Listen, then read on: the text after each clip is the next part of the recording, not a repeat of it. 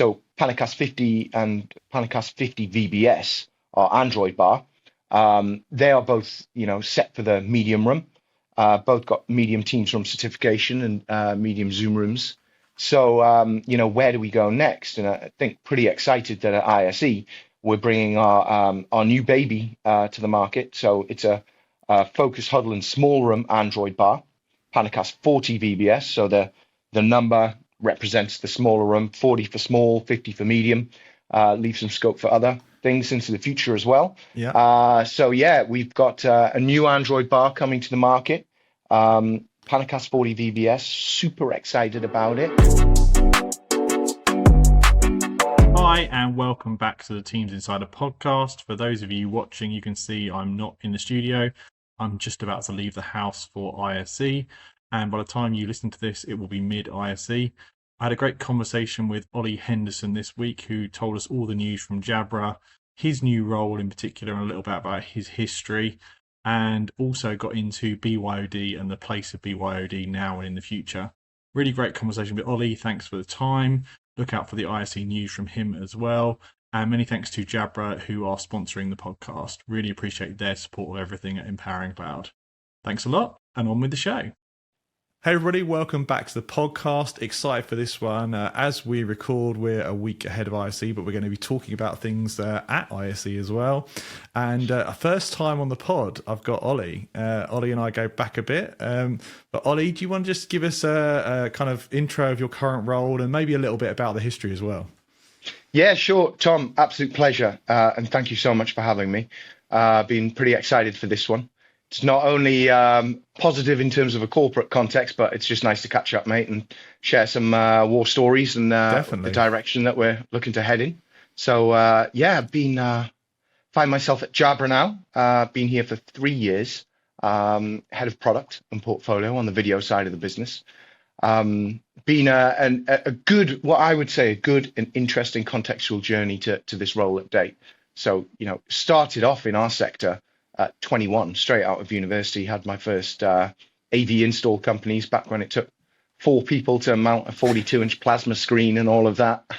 Had residential and commercial install AV companies doing projectors, boardrooms, all that good stuff.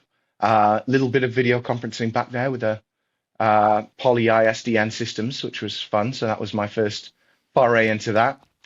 Did that for quite some time, really.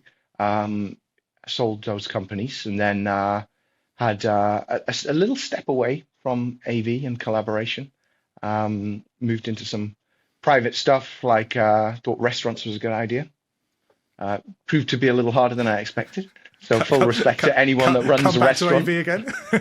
Came back to AV and then moved to the US in 2016. And it was at that point I came back into it and started working with great integration company called Kinley.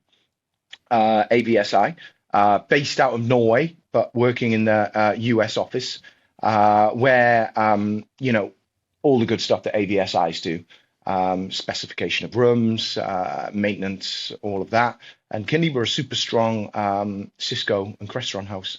And I started to bring in the Microsoft Teams rooms, Zoom rooms, Google rooms with some of the clients, dependent on what their platform was. So, that was a great journey. And I was with those guys for 3-4 years. Enjoyed all of that, and then had a short time at Logitech, again, another fantastic company, working realistically, started off on the Microsoft Alliance side of things, but ended up doing some strategic direction work for their commercial team at that time. And then got an interesting call about coming to Jabra, and that was initially to set up pre-sales engineering team on the video side in North America under then President Kelly Nagel, great woman. And she asked if I'd help her set that side up. And then once that mission was accomplished, I'd move into the central part of the business where I am now. So currently in the video business unit and looking after all of our video products and the portfolio, teams of product managers, working super closely with the R&D guys. And it's been fun because we've actually gone through quite a big restructure. GN changed into one GN. So we got centralized R&D team, obviously the headsets that Jabra's super famous for. Yeah. You've got the video side as well. So that's the enterprise division. There's a gaming division, which is Steel Series. I'm sure a brand you're familiar with. Yeah, And then definitely. the huge and powerful hearing division, which is medical hearing devices, hearing aids. Super interesting what those guys are up to and Yeah, how they go about we've building talked about these that before products. with other people from Jabra, of like the technology advances in the hearing and how that comes to the headsets, and the other way around as well. Oh, Some of the headset tech's gone over to the hearing techs. Really interesting. I'm really lucky. I've been invited to quite a few R&D leadership forums, and we've actually got one in March. And what they're able to do now of hearing aids, and really the ear is a portal into the overall health of the body. It's fantastic. It's super edge of the ring sort of stuff. It's great. So load of innovation comes out of that, and we can take a load of learning. Some very clever people doing some very clever things. And Yeah. so yeah, I'm here at the moment, Copenhagen. Wonderful, wonderful Copenhagen, and head office in Ballerup. And we've got all of our general office space, but all the labs are back there. Incredible anechoic chambers and some wonderful facilities here. So yeah, it's a real pleasure to come here. Also, I appreciate you giving us a little bit of history there, because I feel like you bring a lot to this role, that history of being hands-on, working with different organizations. And I feel like our space is radically accelerated and changed. You said you did that kind of room systems thing for a while. If you look at the last 3 or 4 years in our space, it's changed a lot with the UCAS's kind of dominating and the new programs and all that kind of thing. Well, I think what's really interesting is that not 7, 8 years ago, you have a medium to large meeting room, say 12, 14 person meeting room, and the ticket price on that was quite comfortably 60, 70, 80 grand, to do what customers would now expect for sort of 10 grand worth of hardware, and getting that installed. So, and quite right, with technology advancements, the bar of expectation is equal to those premium systems that were being sold back then. And now people, want certainly a more cost effective, easier to deploy, and more intuitive solution. So possibly the bar's even higher. It's like, I'm expecting multi-camera, I'm expecting framing, I'm expecting AI transcription, and we got none of that back for the 80 grand 7 years ago, as you say. No, but and I think that's good, because I think it pushes us all forward. Microsoft and Zoom do a great job with this new, not new anymore, but the landscape that we're currently in, where we've got great competitors doing clever stuff, the guys at Neat, the guys at Logi. So, it helps us all to spur each other on and kind of look for the next edge, look for the next innovation, which is really, really exciting for our teams internally to see where we can go next, and to see how we can maintain that integrity and heritage of the Jabra brand that was associated with high quality personal audio, moving into video after their acquisition of Altia Systems, that became the Panacast range of products. Yep. And then, we're really starting to see 2024 had great growth for us. Panacast 50, which is our USB peripheral, which straps onto an MTRW or Zoom Rooms for Windows, all deployed hugely in BYOD mode in a lot of organizations, really started to, as one of our sales leaders, great guy in North America, Mark Darby, always used to say, he gets excited when a product starts to sell itself. And the product started to sell itself. People had the brand recognition. They enjoyed what that product was doing.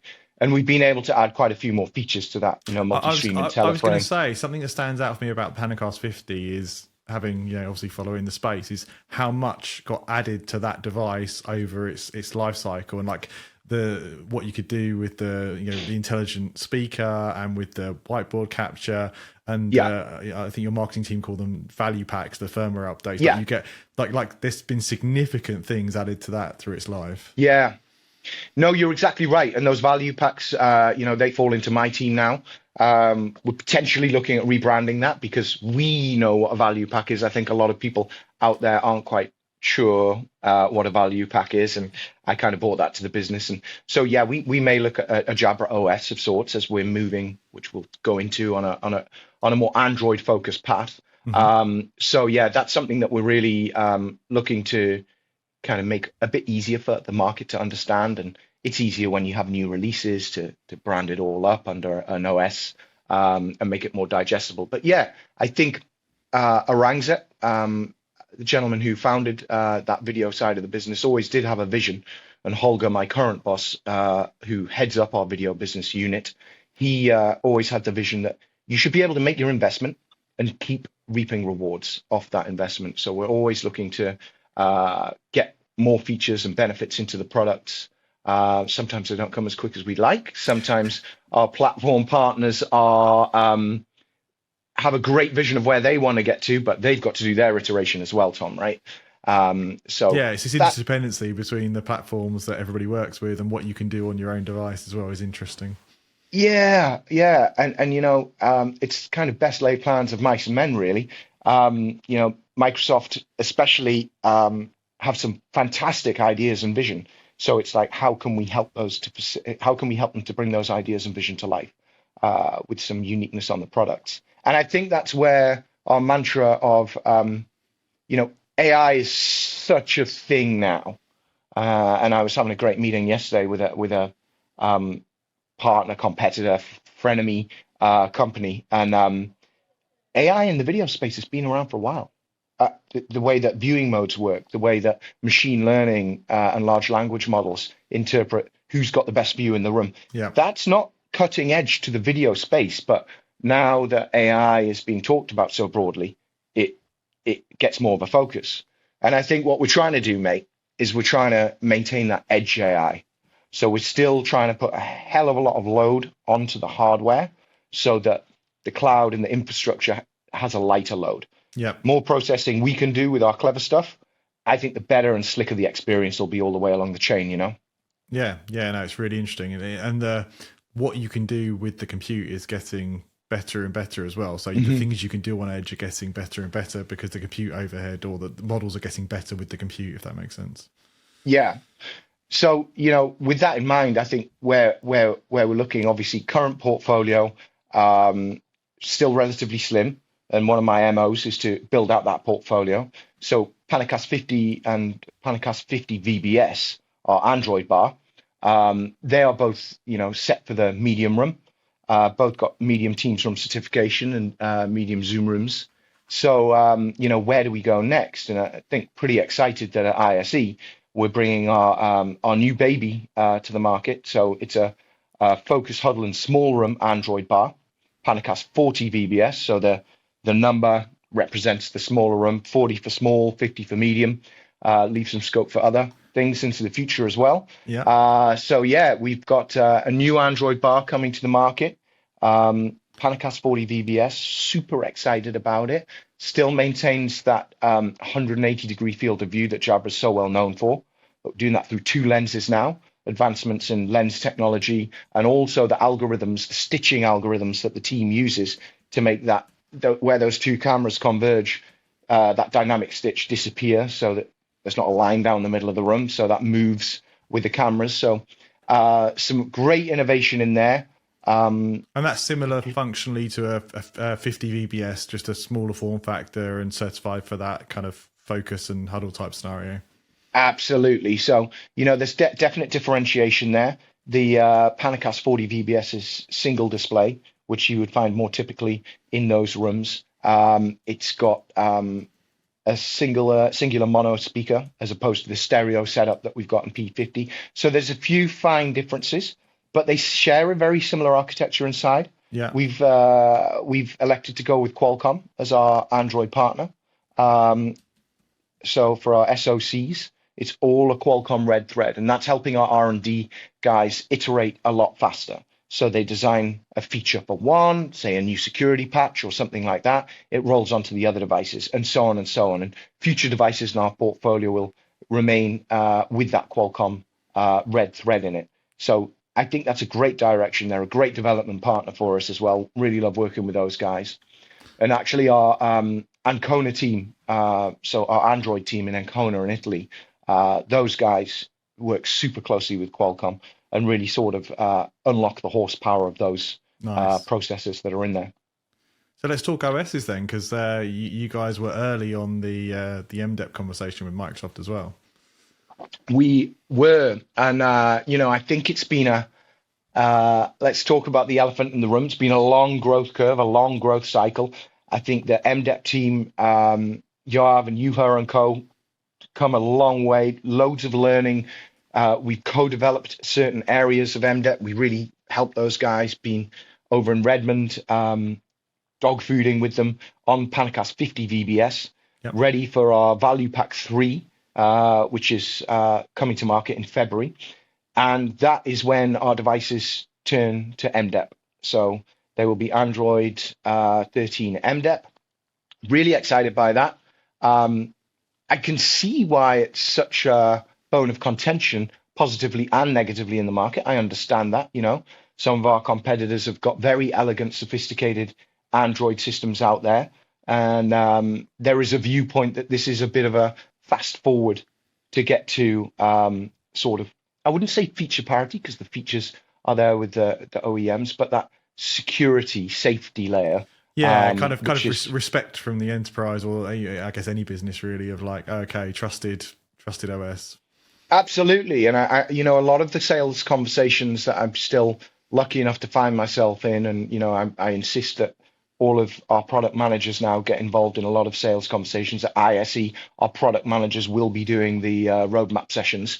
What we hear, what we speak to, when you speak to an enterprise business that were like, oh yeah, we'd love Android, but it's just a bridge too far for us at the moment. There's too many caveats. We've got to send off to our InfoSec team, whatever the OS is for those bars. When you change that conversation and introduce the concept of MDEP and say, well, Microsoft are looking after the majority of your enterprise environment and you're happy with that? Yes, we are.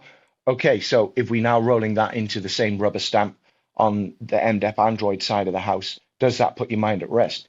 Really viscerally see their ears prick up. This is good. This is a segue. This is something that we can get into. And, when you twin that with an all-in-one of Panacast 40 VBS in those small rooms for $14.99 for the bar only SKU, I think that's a pretty compelling package to suddenly get into Teams rooms on Android or Zoom rooms on Android, which is obviously almost a weapon of choice for those guys. And you're lining up for the Express install model, which is relatively new as we record this podcast. The idea of having a kind of a spec that's easy to install, quick to plug in, quick to deploy. Yeah, I think if memory serves me correctly, a lot of the product managers at Microsoft set themselves the challenge of getting a room stood up from a physical standpoint in an hour. Yep. How can one do that? I think it's a great challenge to throw down. I think there's been some fantastic innovation from all parts of the spectrum. When you look at on the physical side, I think the guys at Salamander have done a great job with the Acadia stand that can go table side, good size screen on it. And then, I think we're lucky that in a lot of the press literature, the Jabra bars are being put up there. It seems to be a bit of a go-to for the Express install rooms. So we're happy with that. But I think it's a great motion. I know that at Infocom last year, we had a few of the Arcadia stands in our Whisper Suites showing everything. And again, loads of customers like, ooh, what is that? Oh, this is a self-contained stand. You don't actually have to attach anything to the wall or the above. So it's a real bonus when you look at the facilities guys. And I was always shocked, Tom, at how much it costs to get something room ready without the hardware, just network power in the wall. I was like, whoa, that's a lot of money, right? And then X that out over however many hundred rooms in an organization, you can really see how important it is that these archetypes of Express install fall into place. Yeah, I think it's really interesting for the customers that have those spaces. They now everybody's on video all the time, so it's video first. We want video in that room, but we haven't got the budget to have, like you say, to do all that retrofit and have an AV person come in. An AV person has to be a day and the travel and all these things. It's really getting to a good point where potentially you can have a more generalist person set that up and know it's going to be a good setup. No, I couldn't agree with you more. And I think that it also plays into another side, you're talking about total cost of ownership, time dynamics, something that we focus on quite a lot, that our bars should be easy to deploy and quick to deploy.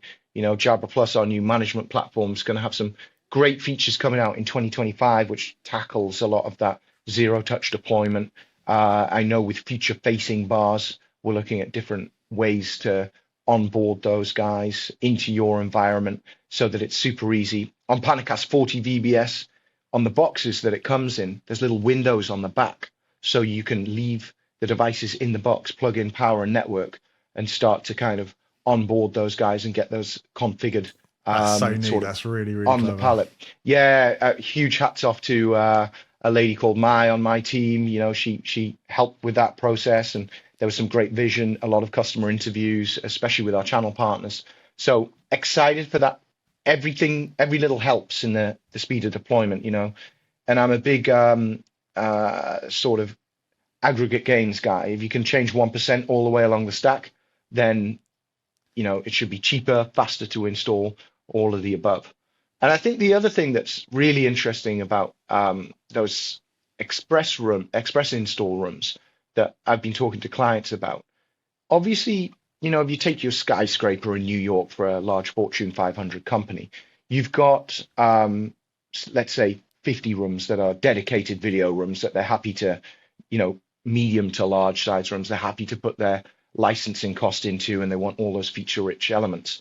But especially if it's, say, a Teams house, there's probably 200 or so rooms on the edge of the building, huddle rooms and focus rooms, where they definitely do want some video conferencing capability in there, but they might not want to put the room license to that. But they're happy with laptops and all the new features that Teams are bringing on the user side. Yeah, Microsoft are really investing in that BYOD experience now. It's a bit of a turnaround from where we were a few years ago. To like BYOD is a reality for a lot of organizations. Let's make it as good as it can be. And Microsoft will say Teams Room is still their premier experience, like you say, but for those users who are going to use BYOD, won't we make it as good as it can be with transcription, with the proper stage? And I think that's super smart. And I really take my hat off to them for embracing that, because people should be able to digest their collaboration the way they would like to digest. They shouldn't be forced to take things in either way. And I think this opens up the door quite nicely. And then I think with things like room occupancy and room utilization coming through our Jabra Plus platforms on, say, Panacast 40 VBS, plugged in BYOD mode, and they can start to see that room's getting utilized loads, then they might want to just flip on that Android license straight away and turn it into a full-blown Teams or Zoom room. So I can see the absolute method in what they're trying to achieve. I applaud them for it. I think BYOD's just at its core such an interesting topic, because it's kind of been the thing everyone tried to keep a little quiet for a while. Yeah. But things are becoming more elegant. And, I was having a great day with one of our clients, one of the big four, who, they said, Ollie, just look at the cross section of people that are in the organization. And I felt like a dinosaur, because literally everyone was like 20 to 30. And they were saying the propensity for these guys to want to move into a meeting room from their new all-powerful laptops, because all laptops seem to have really gone up a level, right? Whether it's a MacBook or a nice we've Lenovo. finally got Qualcomm on our side, on the Windows side, on the laptops as well, which I'm loving mine. It's like, and actually comparable to the Macs, which are great, to be frank. Yeah, I'm running two at the moment. So I've got my MacBook, and I've got this beautiful new X1 Carbon 13, which has got the Lunar Lake processor in it and stuff like that. It's fantastic bit of kit. So, but to that point, you've just got so much more horsepower available, and this younger demographic in the workforce, they are very happy just to walk in and operate off their laptop. So they're looking for that single USB-C cable with charging. And USB-C is the big unlock, isn't it? Because it was the fiddly cables of USB-A, USB-C, HDMI, VGA. We finally, as an industry, latched onto a port that's quite useful. Yeah, 100%. And I think even for the iPhone to finally get it as well. Yeah. It changes. And the teams on the iPad now can take an external camera and mic as well. So if you're rocking around with the iPad Pro, which a lot of execs are, suddenly BYOD works in that scenario. So I see BYOD, and I see in our numbers, and I see from the client conversations, is definitely here to stay. I think it grows in an element of power. I think Microsoft and Zoom will continue to embrace it as part of an ecosystem. That it comes to use cases. It comes to how people are using the rooms, digesting the rooms.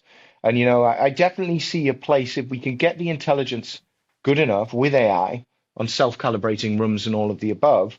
Do you even need the USB-C cable at some point? Because I think utopia is that you walk into a room, it auto senses that you're in the room, you open up your laptop, open your Teams or Zoom or Google client, whatever it may be, and it's just seeing the kit in the room and it's joining automatically. Unless you tell it otherwise, for example. I can 100% see that being with us sooner rather than later. So I think there'll be some interesting work around the touch panel in the room. How do we keep that relevant? Do we keep that relevant? Do we want to keep that relevant? All of the above, And the customer will drive that decision. That's their decision to make, and their actions will drive that. And I'm sure that all the OEMs like Jabra and all the platform partners will start to work out what is going to be the best way for us to digest BYOD going forward. Yeah, I appreciate your point of view on that. It's really interesting. And I'm having the same conversation with other people in our space as well. And it's interesting that, the first gen of MTRs didn't really have BYOD modes, and then it was the exception. And now it's more and more the norm. You look at your VBS 50, the VBS 40, the P50, they can all run MTR or BYOD, and you get the same camera and audio experience. Yeah. And I mean, that's golden, right? If you can get to that point. Interesting that we've got a new P50 room system kit coming probably towards the middle of the year with the new Lenovo Gen 2, Core Gen 2. That's very interesting because that has also got excellent BYOD capabilities on it as well, or BYOM as they reference it.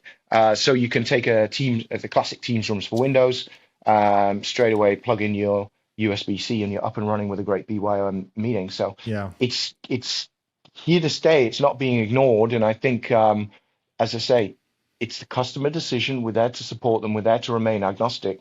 And how they would like to digest it is how we should continue to do so. Yeah, and like you said earlier, horses for courses as well. And the reality is not every room is getting MTR, like for those smaller rooms, but they might still want a nice Microsoft experience, and all same thing on the Zoom side of the fence, I assume. 100%. But I think what's really interesting as well is as we look at different spaces and how spaces are digested. You can probably see over my shoulder we've got really open atriums and forums. So lots of really clever ways on how we can sit in open spaces. And we've got, fortunately, because of the hearing and the headset side of the business, we've got some clever innovation that we're looking at around Oracast. So can you have a system on a cart, and then can you have one of our new range of headsets, which has got embedded Oracast that's speaking to the MTR on the cart. So you've got like little audio bubbles, and you could pass out 6 headsets to people sat in the room. Not there yet, but these are the sort of corporate silent disco, basically. Pretty much, yeah, exactly right. You'll see people like lunatics like me gesticulating at screens and stuff like that. So, that's really interesting. There's so much innovation that AI is able to bring us, and then it's also just got to be simple. It's just got to be simple and so easy to use, because I think all OEMs are guilty, and ourselves included, of bringing maybe some great features, and the platform guys to an extent, bringing some great features, but if they're not easy to enable, they won't get adopted. Yeah. Things have got to be super easy to enable, So, yeah, I'm pretty excited for that's all more on the software and experience side of the house. I think hardware side, we've got obviously P40 VBS being released this year. We've got some other innovation in small rooms that hopefully maybe should come with us in 25, if not early 26. And then we're also, tackling the large room problem, which Jabra's not really been able to feature in at the moment, but, pretty excited to be looking at some good technologies a lot of IP-based solutions, Yeah. which I personally think is the no-brainer, the only way that it will all go. And I know a lot of our competitors are looking at it that way as well. But to be able just to have network drops wherever you need audio or video at any point around a room, smart cameras that start to work out who's speaking, active zones of interest, areas of interest, and they start to do the switching themselves, this is where we all need to get to sooner rather than later. Awesome. Well, I appreciate you giving us a little sneak of what you're thinking about in our space is always really interesting, and where you're going with the hardware and software as well. Look forward to catching up in person next week and maybe having a drink and a proper catch up. We might find time for a cheeky beer, mate, without a doubt. Awesome. Cool. Well, thanks. So thank you so much for having me, mate. Yeah, no, I appreciate you taking time, and let's jump on again soon and get your view of the world again, because it's really interesting. Absolutely. Love it, Tom. Thank you, mate. And keep the good work up. It's great stuff. Awesome. Thanks, Ollie. Cheers.